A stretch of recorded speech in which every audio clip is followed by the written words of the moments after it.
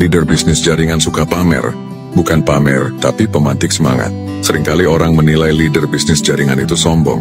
Katanya suka pamer bonus, pamer reward, pamer mobil mewah, rumah megah, atau trip ke luar negeri. Padahal, tidak semua yang terlihat seperti pamer itu benar-benar tentang kesombongan. Coba lihat lebih dalam. Itu bukan tentang harta yang ditunjukkan, tapi tentang harapan yang ditularkan. Bukan tentang gaya hidup, tapi tentang bukti nyata bahwa kerja keras dan konsistensi itu berbuah hasil.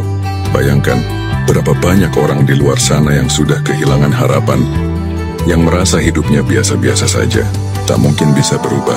Maka ketika mereka melihat ada orang yang dulu juga sederhana, kini bisa meraih impian, hati kecilnya mulai berkata, kalau dia bisa, mungkin aku juga bisa. Itulah tujuan sebenarnya, menunjukkan bahwa impian bukan sekadar kata, tapi bisa menjadi nyata, menyalakan semangat orang-orang yang hampir padam. Jangan salah paham, leader sejati tidak pernah berniat menyombongkan diri. Justru mereka tahu betul, semua yang dimiliki hanyalah titipan Allah. Mereka hanya ingin menunjukkan bahwa janji Allah itu benar. Barang siapa bersungguh-sungguh, maka akan Allah bukakan jalannya. Dan bukankah Rasulullah SAW sendiri mengajarkan agar kita menampakkan nikmat Allah dengan syukur, bukan dengan sombong? Wa amma binikmati rabbika fahaddits, adapun nikmat Tuhanmu maka ceritakanlah. Jadi ketika seorang leader menunjukkan pencapaiannya, itu bukan ria, tapi wujud rasa syukur dan inspirasi agar orang lain percaya bahwa kesuksesan bukan hanya milik orang lain, tapi juga mungkin untukmu. Karena pamer yang dilakukan dengan niat tulus bukan untuk meninggikan diri, melainkan untuk menyalakan semangat dan menggugah kesadaran. Itu bukan kesombongan, itu adalah strategi dakwah semangat hidup. Jadi jangan cepat menilai dari luar. Lihatlah dari sisi dalamnya. Di balik mobil mewah itu, ada air mata perjuangan. Di balik rumah megah itu, ada malam-malam penuh doa. Dan di balik setiap foto bahagia itu, ada ribuan penolakan yang dulu pernah mereka terima. Mereka tidak sedang pamer hasil.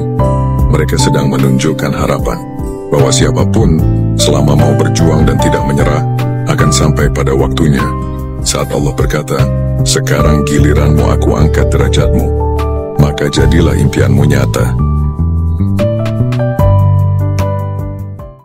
Perkenalkan, nama saya Afrial. Latar belakang saya, dulunya saya cuma kondektur bus PPD saja, Kampung Melayu Grogol 213. Jadi kalau hari ini Anda melihat wajah saya, dan di dalam pikiran Anda mengatakan, kayaknya saya pernah lihat orang ini di mana ya? Mungkin Anda sering naik mobil saya, Bapak-Ibu sekalian. Latar belakang saya asli orang Betawi asli, tinggal daerah Kampung Melayu, usia saya 33 tahun. Bapak-Ibu sekalian, kurang lebih 1 tahun saya jalani hidup begitu keras. Dari mulai jadi kenek, bahkan saya sampai nyambi jadi calok cetakan ya di daerah Pramuka. Jadi begitu pulang narik, saya ke Pramuka.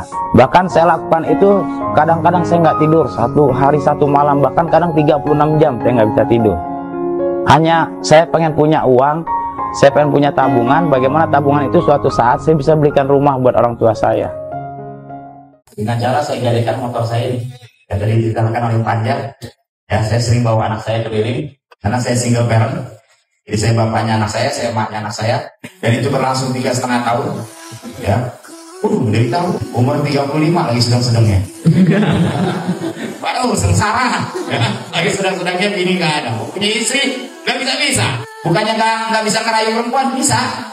Ya cuman nggak ada bedanya, gimana? Daripada orang mancingnya merajin, umpannya nggak ada. Kira-kira ketangkap nggak ikan? Nggak ketangkap. Nah itulah kondisi yang terjadi. Udah duit nggak punya, istri nggak ada, orang tua juga udah tua, ngandelin makannya juga dari saya. Kalau kata teman saya, lu nggak gila juga udah untung. Teman Betawi saya yang kenal saya tuh ngomong gitu. Jadi saya berpikir, Bapak-Ibu sekalian, coba ada sebuah usaha yang memungkinkan buat orang seperti saya yang tidak punya kesempatan kerja di kantoran di Sudirman Tamrin karena ijazah saya tidak tinggi, yang tidak punya kesempatan untuk berbisnis konvensional karena saya tidak punya modal besar, yang tidak punya kesempatan untuk dapat proyek karena saya nggak punya orang dalam, gitu ya. Nah, tapi diberikan sebuah kesempatan yang orang kayak saya ini bisa berhasil. Dan saya bersyukur, Bapak-Ibu sekalian, Januari 2014 saya kenal Siti Harimun. Waktu pertama ketemu di sini, sebelum presentasi itu muka saya 5 watt, ibarat kamu kilang pangkringan ya, tentu nggak ada cahaya. Tapi selesai prestasi, muka saya terang benderang seribuan kayak orang Padang. Kenapa? Karena saya merasa saya dikasih harapan. Duit memang belum megang, tapi harapan itu penting untuk memulai usaha ke depan.